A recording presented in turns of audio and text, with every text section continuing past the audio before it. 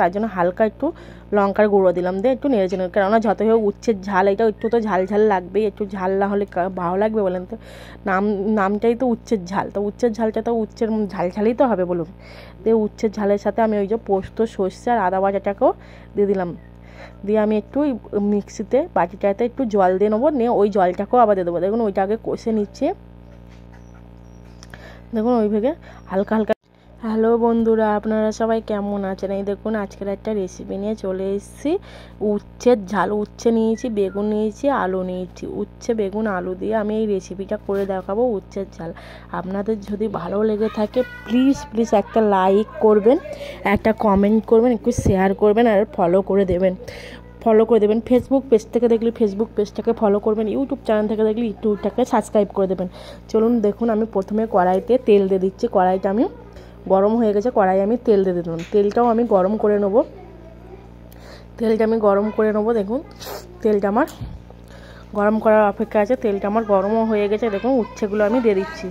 উচ্ছেগুলো আমি ভেজে নেব। উচ্ছেগুলো দিয়ে লাল লাল করে ভেজে নেবো। দেখুন উচ্ছেগুলো লাল লাল করে ভাজা হয়ে গেছে, আমি উচ্ছেগুলো তুলে নিচ্ছি।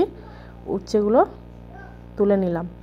দেখুন উচ্ছেগুলো কেমন লাল লাল করে ভেজে নিয়েছি। এইভাবে কিন্তু লাল লাল করে ভেজে নিতে হবে উচ্ছের ঝালের জন্য।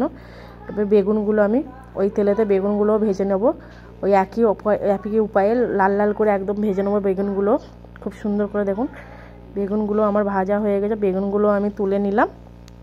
বেগুনগুলো তুলে নেওয়াতে আলুগুলো দিয়ে দেবো। দেখুন আলুগুলো দিয়ে দিলাম। আলুগুলো লাল লাল করে ভেজে নেবো, লালচে করে একদম আলুগুলো ভেজে নেবো। আলুগুলো তেলেতে আমি দিয়ে দিচ্ছি। আলুগুলো ভাজা হচ্ছে ওইদিকে, এদিকে আমি রসুন, এই কাঁচা লঙ্কা, আদা, সর্ষে, আমি এইগুলোকে পেস্ট করে নেবো। পোস্ত আদা আর কাঁচা লঙ্কাটাকে আমি পেস্ট করে নেবো, আর সর্ষে দিয়ে আমি এটাকে পেস্ট করে নেবো। দেখুন আমার পেস্টটাও করা হয়ে গিয়েছে। ওই পেস্টটা আমি দিয়ে দেবো ওই উচ্ছের ঝালটাকে। দেখুন আলুটা ওইদিকে আমার লালচে করে পুরো ভালো করে একদম সুন্দর করে ভাজা হয়ে গেছে। দেখুন খুব সুন্দর করে। এইভাবে কিন্তু উচ্ছের ঝাল করতে গেলে এইভাবে আলু, বেগুন আর উচ্ছেটাকে একইভাবে ভেজে নিতে হবে লালচে করে।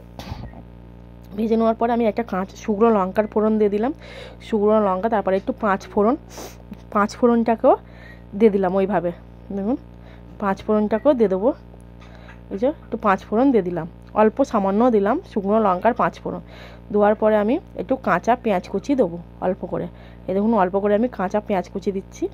পেঁয়াজ কুচিটাকে হালকা করে ভেজে নেবো, পুরো হালকা করে লালচে করে ভেজে নেবো। লালচে করে ভাজা হয়ে গেলে তখন দেখুন লালচে করে আমার ভাজা হালকা হয়ে এসছে। দেখুন কত সুন্দর ভাজাটা হয়েছে, লালচে করে একদম লালচে ভাজা হয়ে গেছে। ভাজা হয়ে যাওয়ার পরে আমি আলু আর ওইটা বেগুন আর উচ্ছেটা ভাজাটাকে দিয়ে দিলাম, দিয়ে আবার ওইটাকে কষে নেবো। একটু নেড়ে চেড়ে নিলাম। দেখুন ওই পেঁয়াজের সাথে কষে নেড়ে নিলাম। দেখুন নেড়ে চেড়ে নেওয়ার পরে দেখুন নাড়তে থাকলাম। নাড়তে আমার হয়ে গেল অনেকটা। আলুটা তো আমার হালকা সেদ্ধ হয়েই ছিল। আমি এবার নুনটা দিয়ে দেবো, স্বাদ মতন লবণ দিয়ে দিলাম। দেখুন স্বাদ মতন আমি লবণ দিয়ে দিচ্ছি, স্বাদ মতন লবণ, স্বাদ মতন হলুদ দিয়েছি। একটু হালকা সামান্য লঙ্কার গুঁড়ো দেবো। দেখুন কালার আসার জন্য হালকা লঙ্কার গুঁড়ো দিয়েছি, কেননা আমি উচ্ছে সর্ষে বাটার সাথে আমি কাঁচা লঙ্কা দিয়ে রেখেছিলাম, তার জন্য হালকা একটু লঙ্কার গুঁড়ো দিলাম, দিয়ে একটু নেড়ে চেড়ে, কেননা যতই হোক উচ্ছের ঝাল, এটা একটু তো ঝাল ঝাল লাগবেই, একটু ঝাল না হলে ভালো লাগবে বলেন তো? নামটাই তো উচ্ছের ঝাল, তো উচ্ছের ঝালটা তো উচ্ছের ঝাল ঝালই তো হবে বলুন। দিয়ে উচ্ছের ঝালের সাথে আমি ওই যে পোস্ত, সর্ষে আর আদা বাটাটাকেও দিয়ে দিলাম, দিয়ে আমি একটু মিক্সিতে বাটিটাতে একটু জল দিয়ে নেবো, নিয়ে ওই জলটাকেও আবার দিয়ে দেবো। দেখুন ওইটা আগে কষে নিচ্ছে। দেখুন ওইভাবে হালকা করে কষতে কিন্তু যতক্ষণ আমার দেখুন চারিদিকে কিন্তু কেমন তেল বার হয়ে আসছে। এই দেখুন জলটাকেও আমি দিয়ে দিলাম ওই উচ্ছের। দিয়ে আমি কিন্তু আর বেশি জল ব্যবহার করবো না। এবার হালকা করে আঁচ দেবো, দিয়ে আমি কিন্তু এটাকে হতে দেবো। আরেকটু জল দিলাম। আরেকটু জল দেওয়ার পরে আমি হালকা করে আঁচ দিয়ে দেখুন নেড়ে চেড়ে নিলাম।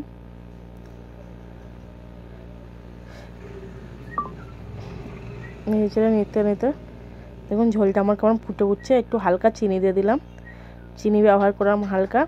আমি গ্যাসটাকে কিন্তু হাইতেই দিয়ে রেখেছি, ফুল গ্যাস জ্বলছে আমার। কিন্তু ঝোলটা ফুটতে ফুটতে দেখুন ফুটে এসছে ঝোলটা পুরো।